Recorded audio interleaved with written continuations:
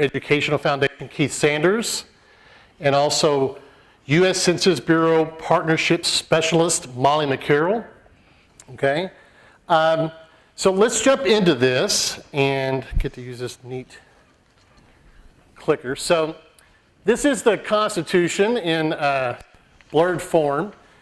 So signed on September 17th, 1787. I had to ask my son last night how many years ago that was. I think it's 232, something like that. So that's why we celebrate Constitution Day, okay? Why are we doing this event here? Because we have to. That's part of it, okay? But there's more to it than just that we have to. This is from the U.S. Department of Education. Each educational institution, can you all see that well enough in the back? I tried to make the font large. Good, okay. Each educational institution that receives federal funds, which we do here at the college, for a fiscal year is required to hold an educational program about the U.S. Constitution for its students, okay?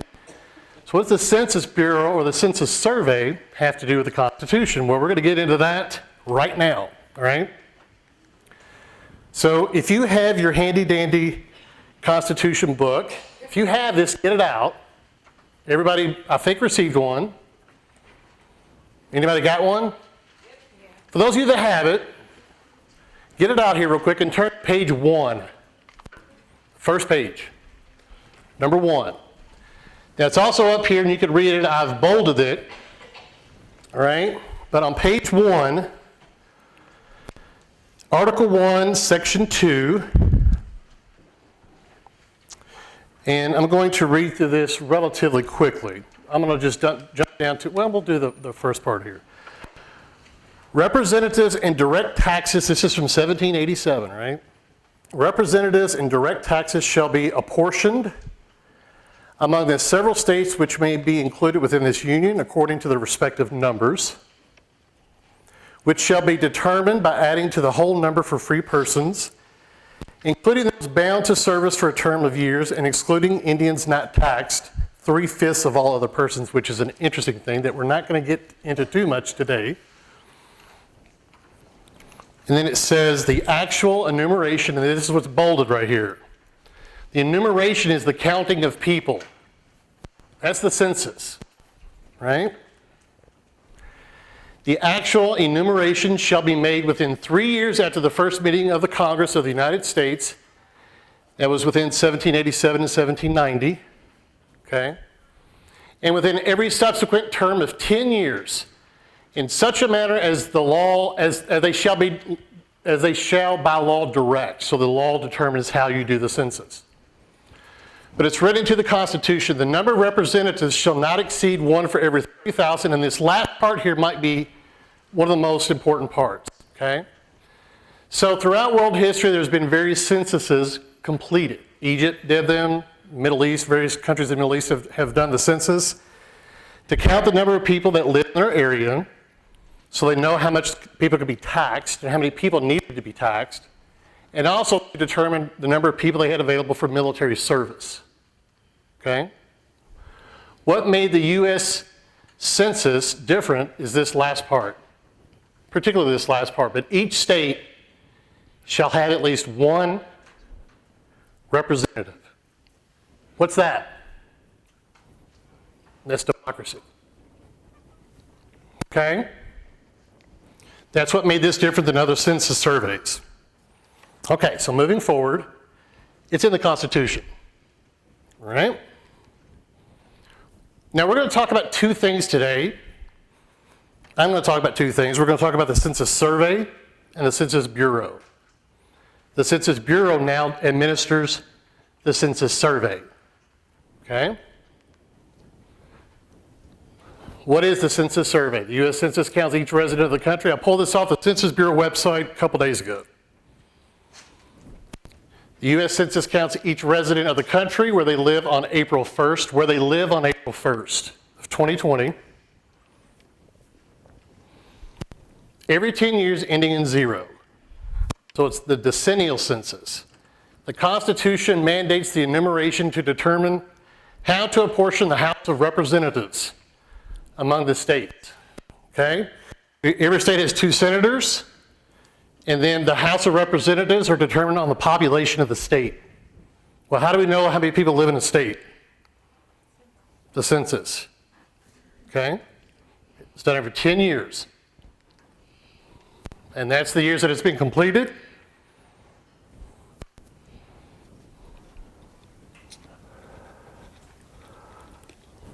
Give me just a second.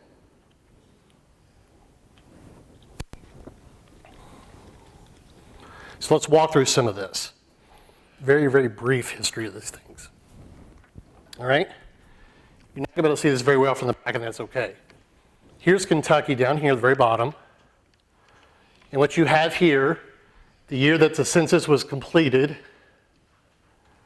this is the actual year right here, from 1790 to 2010.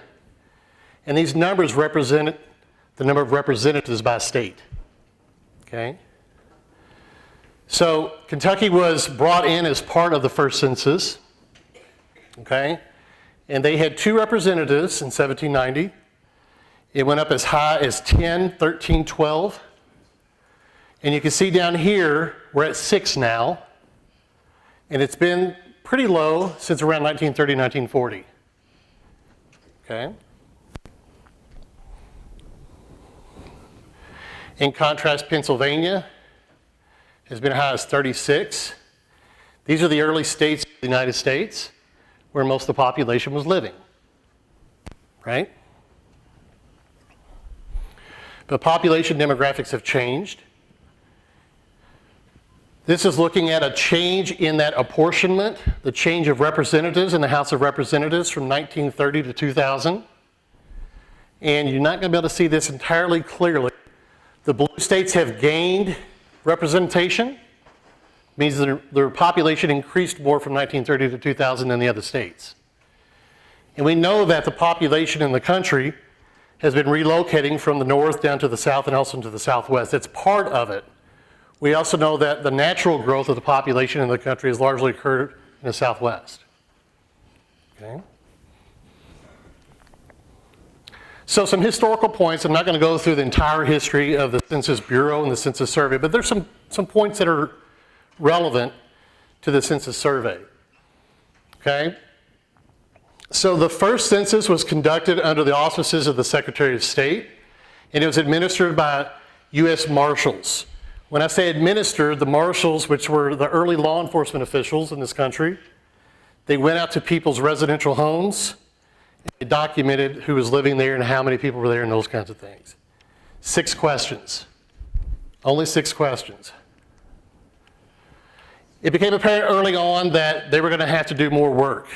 The government was. What goes on? Anybody in history classes right now? Raise your hand. I'm sorry, I like to ask questions and get answers. Right? What do we know about immigration in this country from 1840 to 1920? A lot or not very much? Be quiet. You can answer that question. A lot? It was. The early history of the United States, lots of people coming over from Europe and other places. Okay? So how do you count all those people? And why do we need to count people? Representation. Political representation. Now we're going to get to this in a little bit, but I want to mention it. It doesn't matter what status you have in this country during the census. If you're here, you're counted. Okay? And there's lots of reasons for that. Some 615 billion at least. Okay, and we'll talk about that in a few minutes. In 1850, we began to ask additional questions of the population. Questions about economic freedom, about death, about the kind of jobs you do. Country's growing, country's developing. The government decides we would like to have more information about our population as we plan for the future. So it's also about representation, and it's also about planning. How do we construct a country to meet the needs of our population? Seems logical. In 1880, specially trained supervisors and enumerators, those are people that count people, replaced U.S. Marshals to collect census data, so it's becoming more formal. All right? In 1902, the Census Bureau becomes a permanent agency within the U.S. Department of the Interior. It moves around a couple of different departments, and as of now, it's located in the Department of Commerce. It has been since 1913. All right? In 1940, very important point here. First use of statistical sampling during a decennial census. Statistical sampling. Anybody have a stats class? Right? You study averages and all those kinds of things. If you're in my class, you know that I love averages. We've been talking about your average grade on the test the last 2 days. Right? So statistics is what we're talking about here. Statistical sampling. So when we sample populations, that keeps us from having to talk to everybody. Right? When you take a sample. The census survey is about talking to everybody, or at least getting information about everybody. That's not sampling. That's part of why it's so difficult. How do you get information from 330 plus million people? That's in 2020 or 2019. A lot of people in this country. So we start using statistical sampling to do various questions, not specific to the census survey just yet, okay? And we're still not doing sampling for the census survey. 1940. 1958, Data Processing Division opens up in Jeffersonville, Indiana. Anybody know where that is? Jeffersonville, Indiana. Right across the bridge from Louisville. So when we collect census data since 1960, okay, and even prior to then, there were some offices in the Jeffersonville area at that time. 2020, when we do the census survey, all that data is going to be processed through Jeffersonville, Indiana. It's kind of interesting. All the data is just outside of Louisville, or Louisville for those that are not from Kentucky. In 1960, the Postal Service delivers questionnaires to every occupied housing unit. Has anybody seen census survey people around already? We're getting some feedback about that in Owensboro-Daviess County. What they do prior to the census is they go out and make sure that people are living in occupied areas, residential homes. They're doing an address check. That's what they're doing right now. So they're not doing the census survey, they're just making sure that people are in homes. Okay? So they've already decided this prior to 1960, but what's important to note about this, they dropped off the questionnaire. Householders were asked to complete the questionnaire and hold it for an enumerator to pick it up. Prior to 1960, enumerators, the U.S. Marshals and those kinds of people, went out to your home and sat down with you, talked with you, sometimes made interpretations about what race you were by looking at you, what gender, what age, those kinds of things. They'd have a conversation with you. I'll show you an example of some of those early census questionnaires here in a few minutes. But what's important to note about this is that now the questionnaire comes to your home and you complete it yourself. Self-response now. It has been since 1960. So we trust that you, the U.S. Census Bureau, trust that you will complete the survey with a degree of truth, right? Now then, between 1970 and 2000, there were 2 questionnaires. Most households received a short form questionnaire asking a minimum number of questions, and other households received a long form. So the long form allowed us to gather information outside of just the census survey. Questions about your work, questions about poverty status, questions about education, a variety of other things. I want to show you something. This is the census survey from 2010. Okay? Now, right now, this is excuse me, one of the page numbers on here. I'd say this is about 7 or 8 pages. But if you live in a home that is 2 people, or let's say 3 people, your parents and you, then the only thing that you'd have to complete on this survey in the year 2010 and 2020 is 2 pages. That's it. Okay? That's all the census survey is. Just 2 pages. This is a modern version of it. Now the long form, some households would get this between 1970 and 2000. This is 40 pages. Okay? One of the problems that early enumerators were noticing was that people didn't want to sit down to do the survey. This is a lot of information to gather from a home, from a stranger, you know?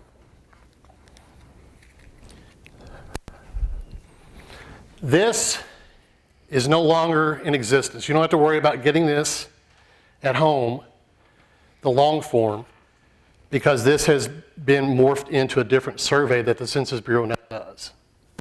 Okay? And we're going to get to that. It goes back to statistical sampling.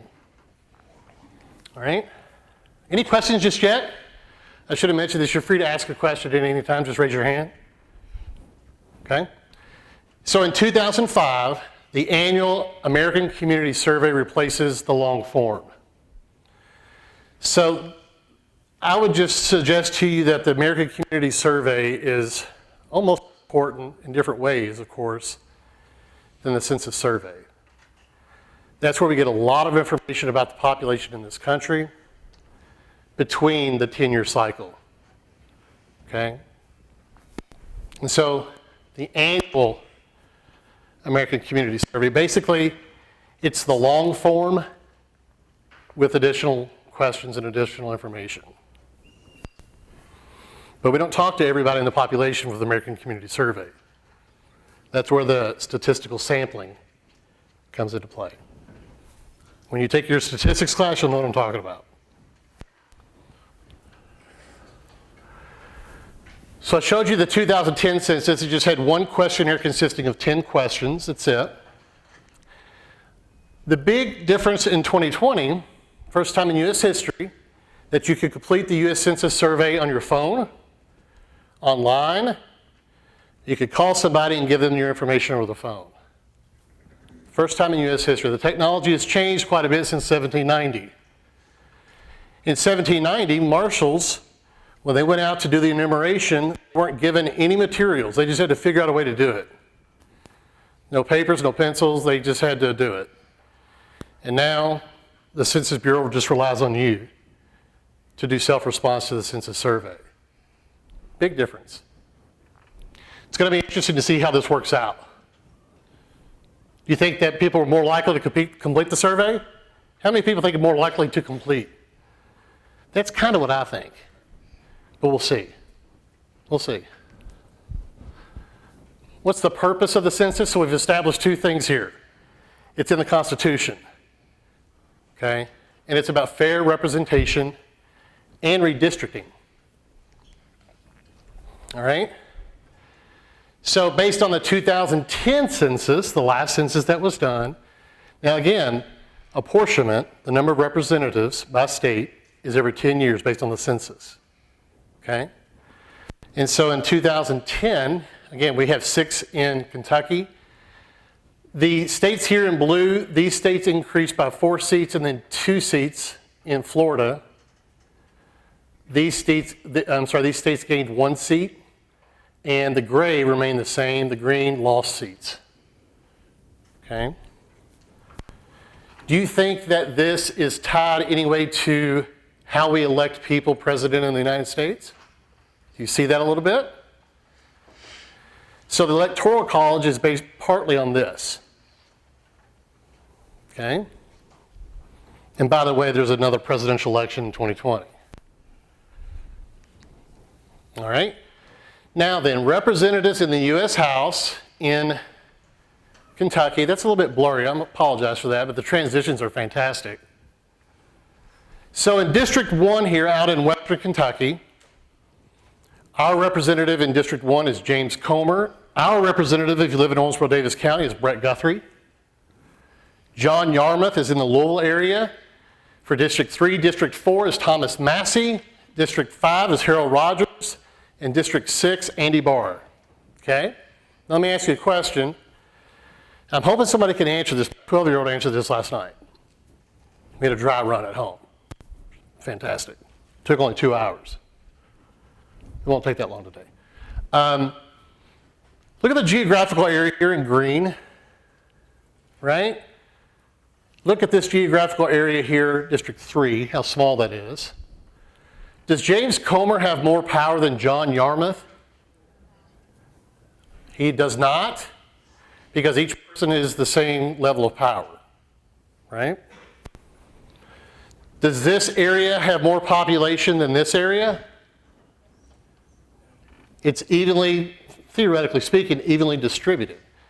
Why is this why is this district so small? Yes, who lives there? The majority of Kentuckians. Like, over 100,000? Oh, well over that, yeah. So we have a very high population density in District 3, okay? All right, so this is what was asked in 1790, these questions. Now I want to point out a couple things to you here. The number, that's population. Free has got something to do with labor. Are you owned by somebody, or are you free to work in your own, cognizance, so to speak? So that's an economic term. White, race. Male, gender. And then we get age right here. Okay? So number, population, race, gender, and age. That's basically what the census is trying to discern. Basically. Okay? We're going to come back to this in a few minutes. Okay. I love asking this question to my students. So my students, you can't answer this because I think we've covered that. All my inequality students have covered this already. Inequality Society, Sociology 235 offered in the fall. What percent of people in Owensboro-Daviess County, we're going to fast forward to 2019. What percentage of people in Owensboro-Daviess County consider themselves Hispanic? What do you think it is? There'll be some numbers out. What do you think it is? What percent consider themselves African American? Tell me something. Why does it matter? Yeah, we're all just American. True. Okay? But purpose of the census, and one of the things that we do in the census is discern questions of race. We can take it a step further. Does race matter? Yes, it does. So what percent consider themselves Hispanic? African American, white. Nobody? Scared to be wrong. All right, here we go. Most recent data from the census. I'm going to point out this bottom line here. White alone, not Hispanic or Latino. In Davis County, almost 90% consider themselves white. Hispanic is about 3. African American is about 5. And look at these numbers. Under the 90 there, look at these numbers and compare them to the U.S.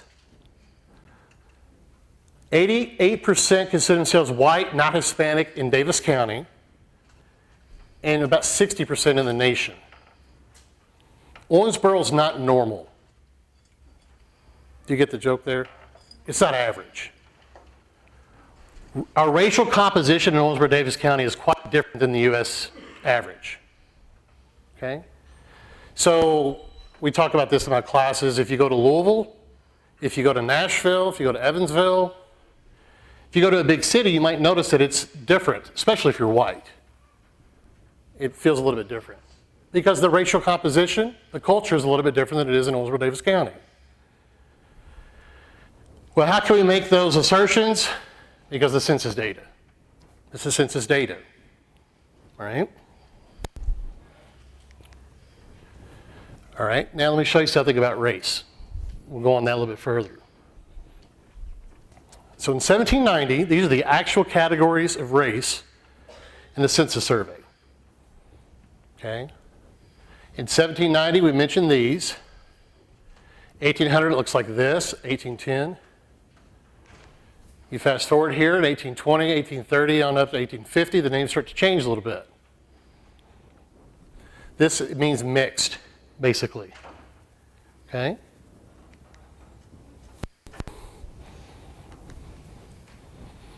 The names start changing a little bit more. I think what's interesting to note here with these names, in 1890, they disappeared in 1900. So if race is so exact, then how can you disappear in 10 years? Do they vanish? So race has got a lot to do with classification. How do we call people? How do you determine what you are? How do you know what race you are? That's a question we covered a lot in my sociology classes. Move on through 1910 to 1950. You see the names changing quite a bit. The categories, I should say. 1960 to 1980, and 1990 to 2000. And in 2020, they're going to be, from what I understand, almost the same as they were in 2010. One addition is that you can have an other box and you can fill out additional information, particularly for those that consider themselves white. So I've recently found out that I'm white German, like very white German, like 99% Western European. So I could write that in. I don't really practice a lot of the cultural traditions of being German. My family's been here for generations, and I'm more of a Kentuckian than I am a German, I guess, whatever that means. But, you know, people can decide what they want to write in those boxes. Okay, so 2020 census, all right? This is basically what's going to be asked on the 2020 census. Notice that the categories, if you saw this, there was not a mention of Hispanic or Latino, because that's considered ethnicity. Okay? That question is still asked, but it's not asked as a question of race.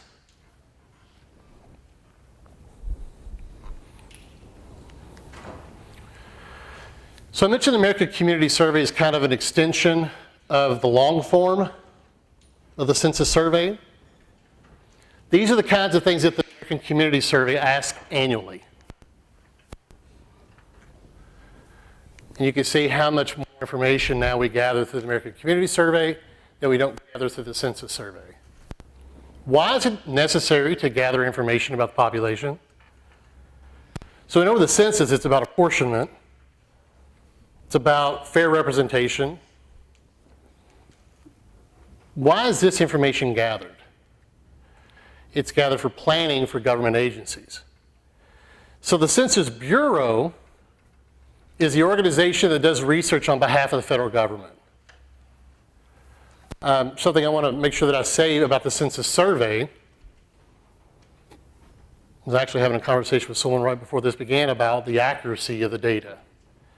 The U.S. Census Survey is the most valid, reliable survey of its type in human history. It's that good, right? And people that work on the Census Survey and its administration and all that are really keen to objectivity, to making sure the information is as accurate as it could possibly be. Politics outside.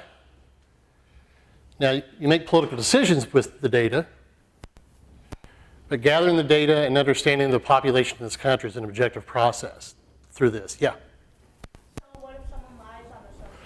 They're going to go to jail. No, I'm just kidding. Actually, you can. We talked about this last night with some people. The Supreme Court has decided that it's essentially a requirement for people in this country to complete the survey. But the Census Bureau doesn't want to put you in jail. That's never been done. You'd be surprised on how many people complete the survey and submit it on their own decision. We're going to get to that in a minute. Okay? And that may be something also that Molly's going to speak to here in just real quickly here. So, a few things. Planning and functioning of government. Survey practitioners are well trained in stats and the social sciences like sociology. That's probably why I'm doing this presentation. All right? And we spent a lot of time in my intro classes using census data, and we've talked about that. All right? Again, it's a function of government and academia. It's a mix of things. Okay, now we're going to get into the administration of the 2020 census here. I want to talk about just a few things before I turn it over to my esteemed colleagues here. This is some literature that the Census Bureau is putting out this time around in 2020 for the 2020 census. Note here it says, why do you do this?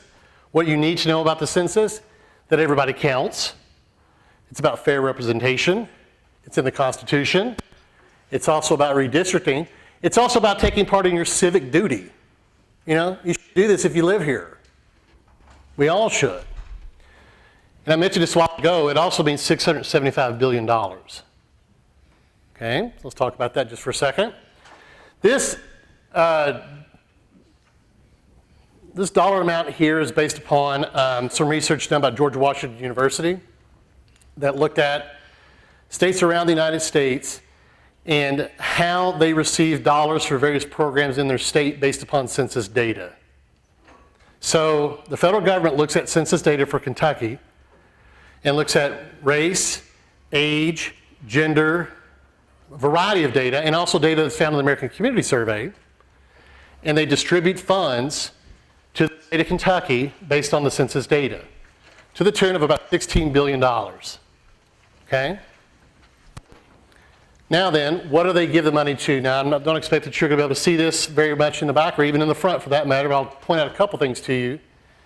For medical programs, for educational programs, for student loan programs, for transportation, for police, variety of things. How does the federal government, how do agencies in the federal government decide how to give money out to agencies in the states and at the local level? What data do they use? What's the best data they got? Census Bureau data. Okay? Now, also in this report, there's an estimation that the state of Kentucky lost $2,000 for every person not counted in the 2010 census. Doesn't sound like much. That's for one person in 1 year. Okay? In 2010, about 20% of people did not complete a questionnaire, didn't send it back. So if you start doing that math, you get into the hundreds of thousands of dollars and even higher in that 10-year cycle for 10 years, in the millions of dollars. Okay?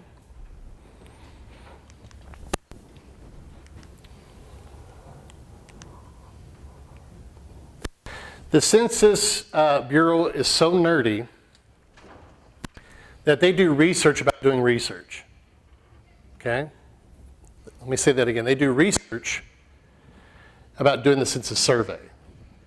And they've identified some problems, some potential problems in 2020. And you all are fully aware of what these are. And as I talk about these, you'll say, yeah. Barriers and problems that they are planning for. This is from a Census Bureau report that they did. One problem that we're noticing is trust in public institutions has declined quite a bit. It's actually the lowest it's been in recorded history in this country. People don't trust other people. People don't trust public institutions, the police, schools, hospitals, governments. Some of you are nodding your head as I say this, all right? So there's a trend there. You know, this is a cultural dynamic, right? There's things that have led to this belief. True or not, things that have led to this. Trusting government, again, extremely low. So if people don't trust in government and they get a census survey from the U.S. government, you know, there are potential problems there. We're worried about that. Based upon research in the mid-2000s, and more recently, I should say, around 2015, 2016, we can expect about 70% response. That's actually close to being what the actual response has been since 1990. in the 1990, 2000, and 2010 census survey, we have response rates of about 80%, 75 to 80%. I'm going to show you this. Actual response rate, and this is no response actually, okay? Let me be clear about that. In 2000, the percent of people that did not respond to the census, okay? And we're looking at basically Owensboro, Henderson, Evansville, Bowling Green, Louisville, and Lexington. And you can see in Owensboro-Daviess County, we actually did better than they did. Why are people in Owensboro-Daviess County more likely to respond to the census than if you live someplace else in the region? That may be an encouraging thing to think about, because we recognize it's something we should do. So maybe it's not as bad as it looks or sounds like. Now, we've recently done this. We're able to drill down now with census data to look at areas where the response rate is particularly low. There are certain areas of Owensboro-Daviess County that are less likely to respond. This is actually based upon how people have responded to the American Community Survey over the last 6 or 7 years. Okay? So if you live, try to visualize this. I see El McCarroll Mexican restaurant. I know where that is. And so if I'm there, all around me, and again, the rates aren't incredibly high compared to other places, but that area has a high rate of non-response. So pretty soon here, Keith is going to come up and talk about how we plan on addressing that in Owensboro-Daviess County. What local efforts are we working on to try to encourage people to complete the census when it comes out? Okay.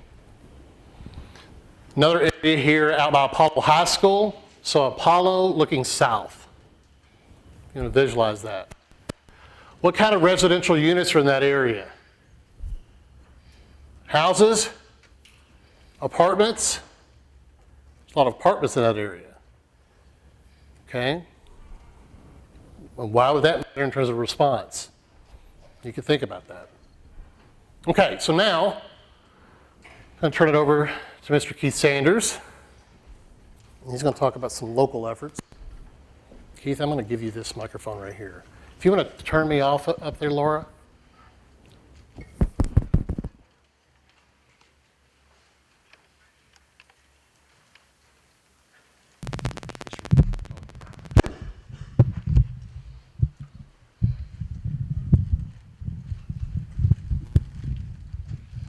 Chad, thank you very much for your excellent overview of the Census Bureau and the Census Survey. Can you hear me back there okay?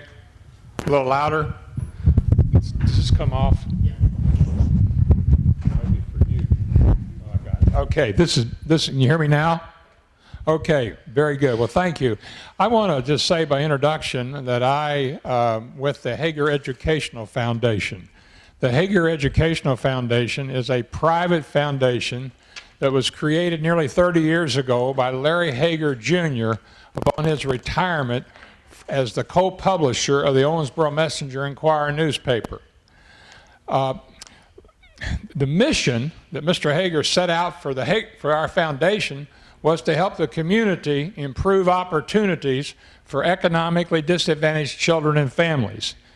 You see, it was in Larry Hager's DNA to be concerned about the well-being of children, particularly those that were economically disadvantaged. As I said, it was in his DNA. Why? Most of you are familiar with an organization here. You hear a lot about it at Christmas time called the Goodfellows Club. Well, Larry Hager's father created the Goodfellows Club back in 1918. That's over 100 years ago. So Larry Hager grew up around the Goodfellows Clubs, which mission initially was to make certain that every child was remembered at Christmas. The Goodfellows Club has evolved into much more than that, and many of you are familiar with the great work that they do.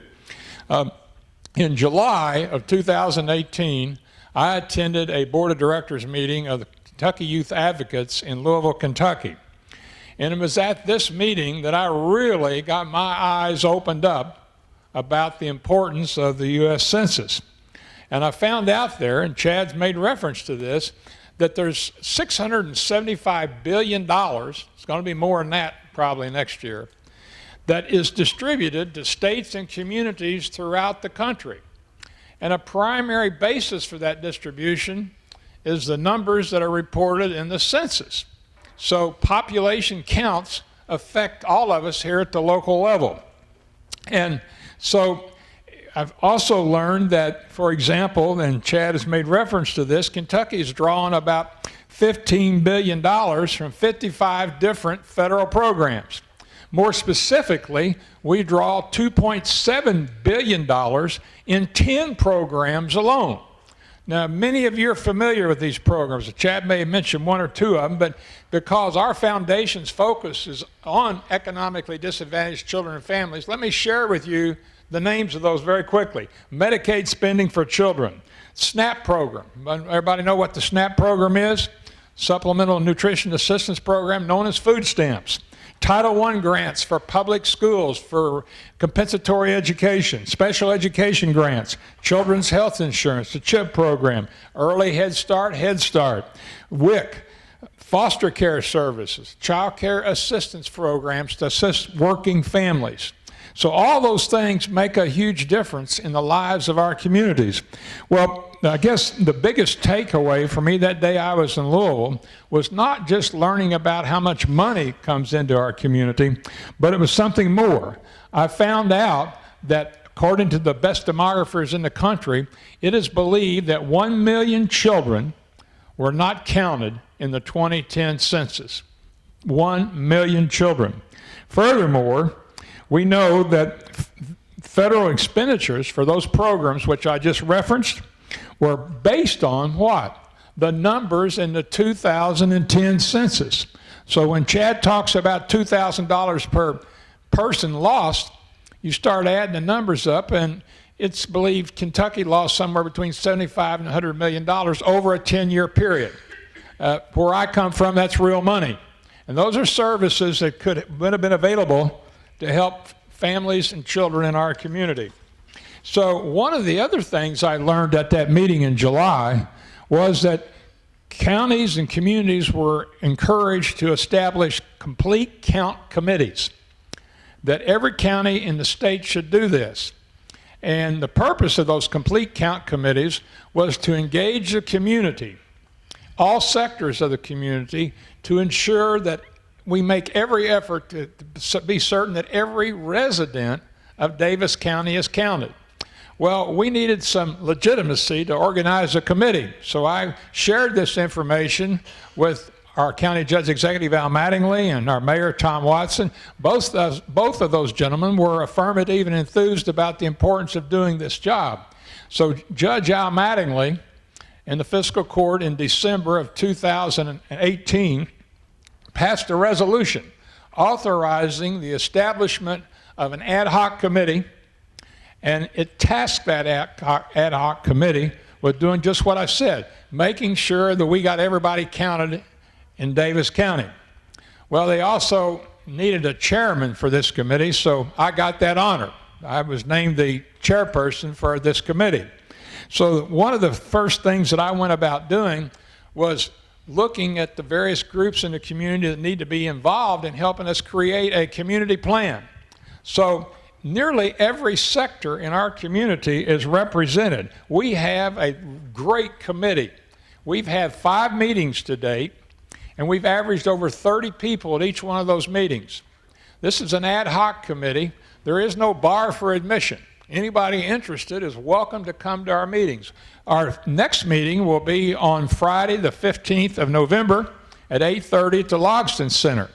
And anybody in the community, we put a notice of it in the paper, you're welcome to join us there. But this committee, when you talk about what Chad has just said, there's really no part of Daviess County that's not touched by the census. We are all affected by it. So where do we look for representation on this committee? Well, if you come to our next meeting, you would find that there are representatives of city and county government, the Green River District Health Department, the Green River Asset Building Coalition, the Green River District Area Development District, Owensboro Health, the Greater Owensboro Chamber of Commerce, our county and city and county public schools, our Catholic school systems, our local colleges, and I might say that Owensboro Community Technical College has been given great support and leadership in the form of Chad Gesser, whom you've just heard from, and Carrie Thomas, who's on our marketing committee. Those folks are really helping us get this job done. We have the faith community, folks from the NAACP, the International Center, and the Human Relations Commission here in Owensboro are also a part of this. Our committee's work is focused really in two areas. First, we want to build general community awareness about the importance of the census. We know that repetition matters. We have a lot of competition for getting a message out today. So, it's been said, I think most of us have to hear something 6 or 7 times before it begins to stick in our minds. So repetition will be a big piece of this. The other part of that is that we've got to focus our efforts, and Chad just kind of pointed that out with this presentation here. We've got to find out and focus our communication efforts on those individuals who are at risk of not being counted. The maps that he just shared with you showed what sectors of our community those individuals reside in. Well, who are those folks who are at greater risk of not being counted in this census? Well, we know that non-English speaking residents of our community. We know that single-parent households where finances are limited is a factor. Grandparents raising children. We know that people who move frequently are at a greater likelihood of not completing the census. So those folks need a special focus. And to make that happen, though, we've got to rely very extensively on organizations, human service professionals, educators, members of the faith community that have trusting relationships with those families. Chad just made reference to the growing distrust of institutions within our society today. However, I want to be clear, those organizations that I just referenced have scores of outstanding professionals, human service educators that are in regular contact with these folks, and we are looking to them to help us get this job done.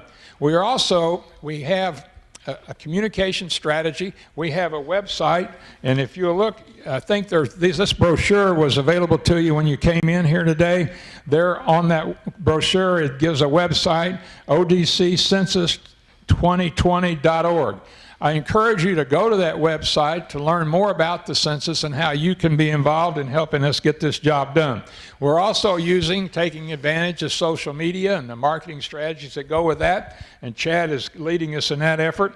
We have a lot of printed materials. You see these vertical banners here. We'll have more of those. We want to get those out in high traffic areas within the community. It's a possibility. We'll need to buy some radio spots in the spring.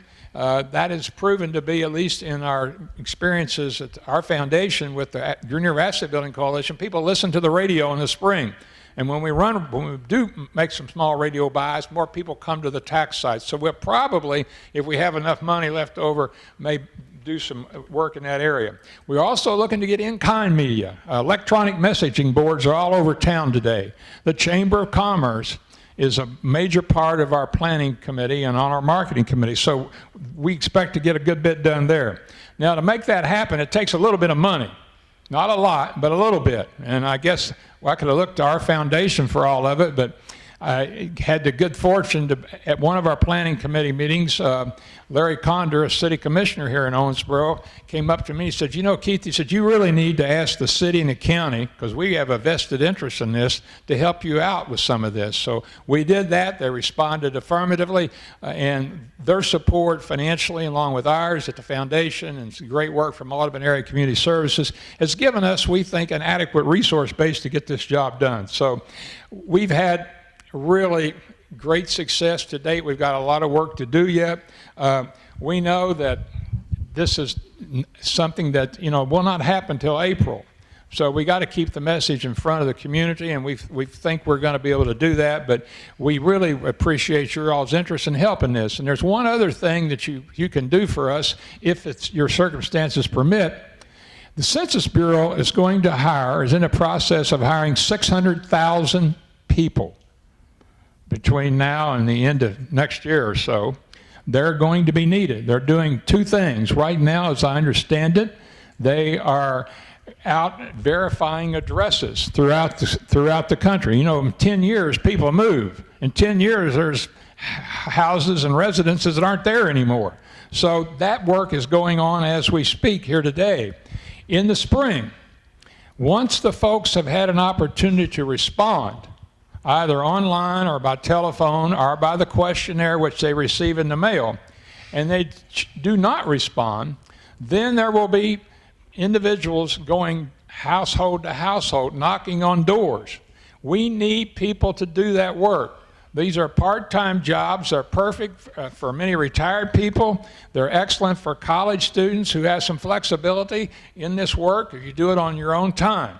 There's training. You get 50 cents a mile for doing it, and it's a really great opportunity to not only make a little extra money, but you get the experience of helping your community do something that's really important. So I want to thank you all for your attendance here today and your interest in this work. And at this time, I'd like to introduce Molly McCarroll.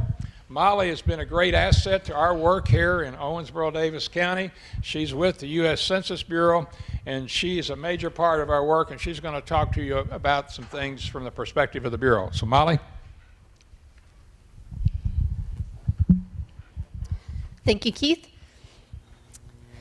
So I am a partnership specialist with the U.S. Census Bureau. It's one of those titles that doesn't mean anything. I'll talk about that a little bit. I am based here in Owensboro, and I work with all of the counties that touch Daviess County. I work with the complete count committees in all of those counties, and I would like to just go on record and say that the Daviess County Committee really is showing them the way to do it, largely thanks to Keith and his fantastic leadership and commitment to this project. Also thanks to Chad, who has a passion for data that I don't understand, but I appreciate. And so thanks to both of you. As a partnership with the Census, a partnership specialist with the Census Bureau, I try not to even say my title that much. It's my job to work with local governments, community groups, civic organizations to help get the message out that the census is safe, easy, and important for everybody to complete. It's safe in that we are so legally prohibited from sharing any information we receive with any other government agency, not immigration, not the IRS, not law enforcement. We're not going to tell your landlord that you have 8 people on your census, but only 4 people on your lease. Before this job, I worked for the Central Intelligence Agency in DC for 12 years, and I had to swear more oaths to do this than I did to do that. And it's because of how much we value privacy and information protection. The census is easy. It's short, it's 10 questions. The first 3 of those questions ask you the same thing. We ask you how many people live in your house. We ask you, other than the people you listed in question 1, how many other people live in your house? And then we ask you to name those people. So it is easy, it's short, you can do it online this year, 10 minutes. We had somebody in a test do it in 4 minutes. I don't know if that was a single person household or not, but it was fast. Most of all, it's important. We use the census for all the reasons you've already seen and heard. And I think that it is, ultimately, it comes down to the fact that if you are a human here in our community, on our roads, in taking part in life in Owensboro, Daviess County, and Kentucky, in the country, then you need to be counted in the census, because we need to know that you're here using resources so that we can support those resources. And you as a person in the community have just the dignity of a person who's here that needs to show up on paper. I could go out and tell people across all the counties in my region all this information, and they would ignore me thoroughly. But thankfully, we have trusted partnerships with people throughout all of these committees, all of the counties nearby, to get that word out from people who it will matter from. That pretty much sums up what I do. This is the weirdest job I've ever had. It might be on the list of the weirdest jobs I've ever heard of. It is just my job to go out and meet people and talk to them about the census. It is a lot of fun, though, and I would like to say three things. The first is that if any of you, you've heard a little bit that we have census workers out on the streets. Those people are starting to show up, maybe coming door to door, carrying things that say census on them. 9 times out of 10, these people are going to be legitimate. We've let local sheriff's departments and police departments know this is happening.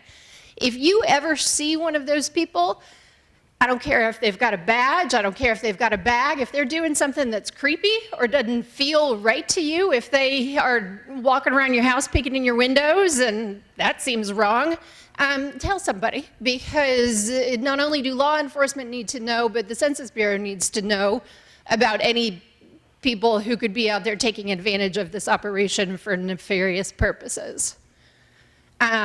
The second thing I want to say is that if you are a member of any club, group, organization, book club, Sunday school class, it doesn't matter what, it is literally my job to come around and talk to anybody who will listen.